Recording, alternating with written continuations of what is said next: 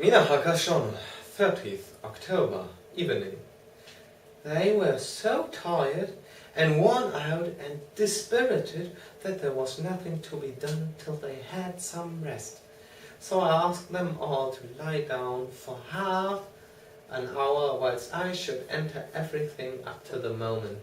I feel so grateful to the man who invented the traveller's typewriter and to Mr. Morris for getting this one for me. I should have felt quite astray doing the work if I had to write with a pen. It is all done. Poor dear Jonathan, what he must have suffered. What must he be suffering now? He lies on the sofa, hardly seeming to breathe, and his whole body appears in collapse.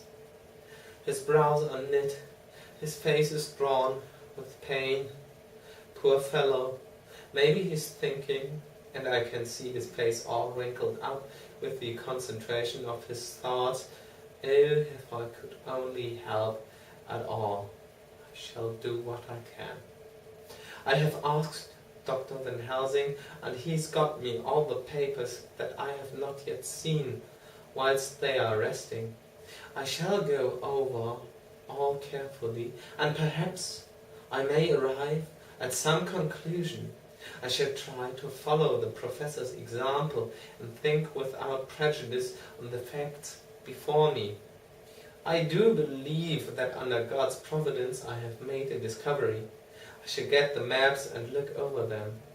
I'm more than ever sure that I am right. My new conclusion is ready, so I shall get our party together and read it. They can judge it. It is well to be accurate, and every minute is precious. Mina Harker's memorandum entered in her journal. Ground of inquiry.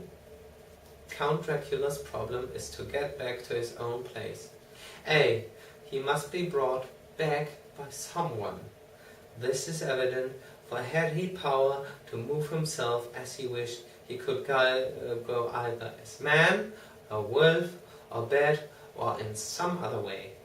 He evidently fears discovery or interference in the state of helplessness in which he must be, confined as he is between dawn and sunset in his wooden box.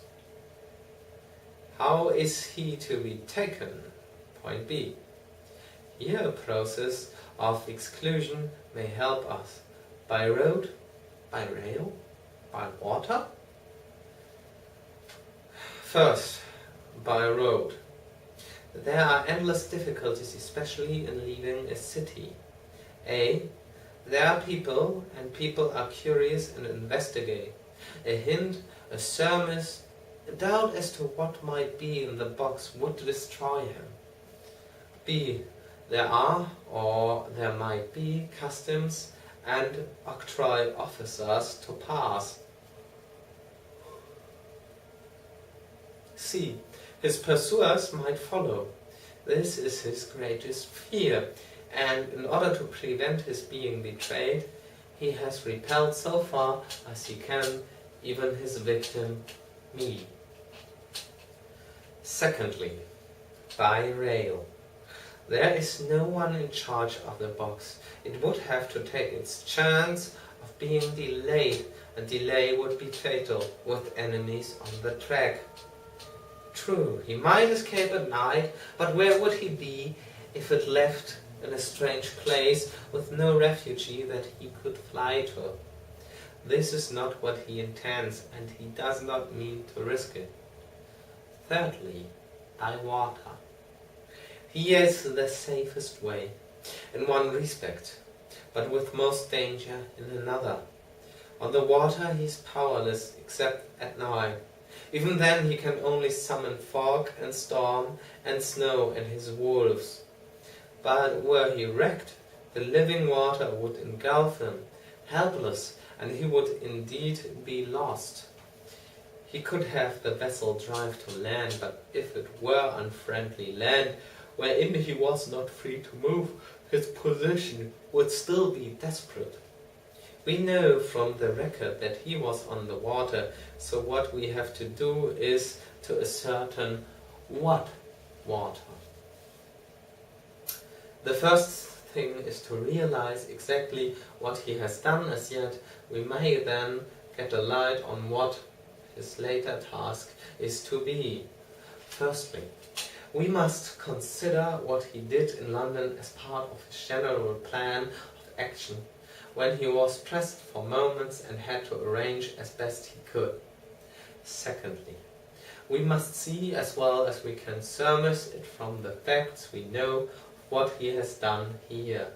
As to the first, he evidently intended to arrive at Gallards and send envoys to Varna to deceive us, lest we should ascertain his means of exit from England. His immediate and sole purpose then was to escape. The proof of this is the letter of instructions sent to Emanuel Hildesheim to clear and take away the box before sunrise. There is also the instruction to Petrov Skinsky. This we must only guess at, but there must have been some letter or message, since Skinsky came to Hildesheim. That so far his plans were successful, we know. The Tsarina Catherine made a phenomenally quick journey, so much so that Captain Donaldson's suspicions were aroused. But his superstition united with his canniness played the Count's game for him, and he ran with his favouring wind through fogs and all till he brought up blindfold at Gallards. That the Count's arrangements were well made has been proved. Hildesheim cleared the box, took it off, and gave it to Skinsky. Skinsky took it, and here we lose the trail. We only know that the box is somewhere on the water, moving along. The customs and the octroi, if there be any, have been avoided. Now we come to what the Count must have done after his arrival on land at Gallards. The box was given to Skinsky before sunrise. At sunrise, the Count could appear in his own form.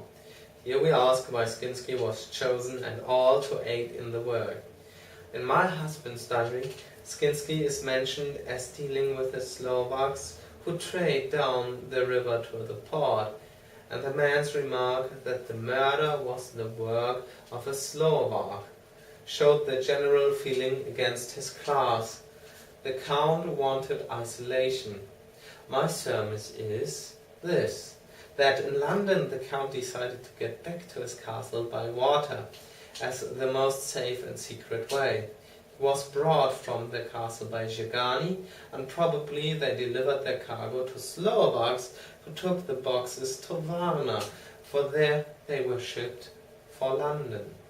Thus the Count had knowledge of the persons who could arrange this service. When the box was on land before sunrise, after sunset, he came out from his box, met Skinsky, and instructed him what to do as to arranging the carriage of the box up some river.